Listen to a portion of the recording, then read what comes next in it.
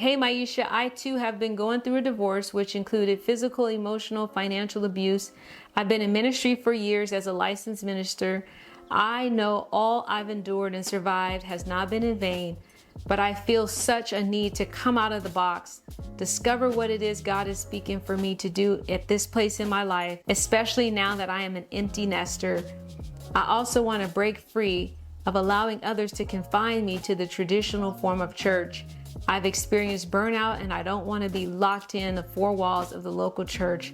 Can you help me? This is a great situation to explore because in some way, shape, or form, we can find ourselves in this scenario.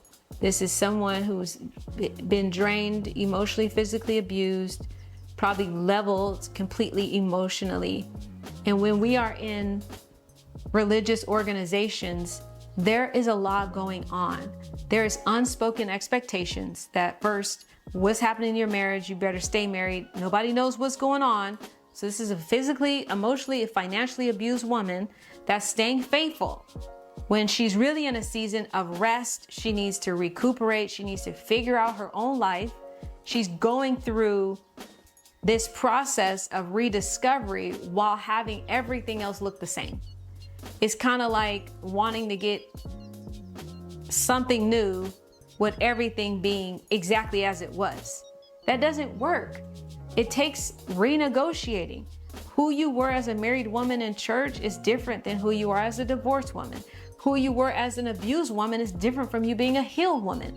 All of these shifts in our life require some sort of shift in our relationships with our church community, with our family, with everything.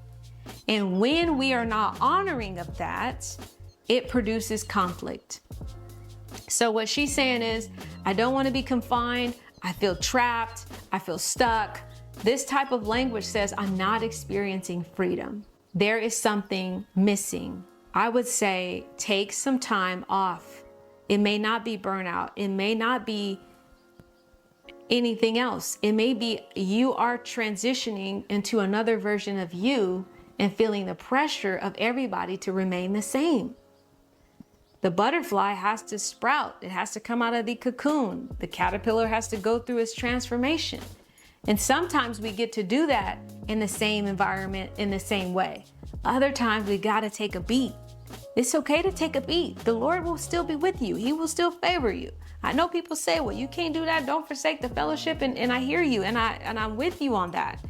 But sometimes when a lot of your pain is involving the atmosphere you're in, this church environment is no longer a place of refreshing, of refueling. She's saying, I'm burnt out. She's saying something needs to give. She's trying to figure out, who am I in this season of life? She's saying things have changed and I want to get clear on what God wants me to do. And it sounds like it may be different than what she's always done. So I encourage you to take a beat, take some time, be with God,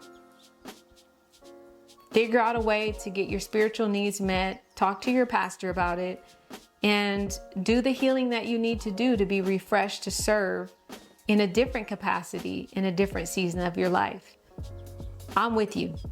I took as much time as I needed to work through my transformation and what that meant. And I'm so happy that I did. You're a beautiful soul, and I'm happy that you're still wanting to figure out what God has for you. Figure that out. Take your time and you'll be okay.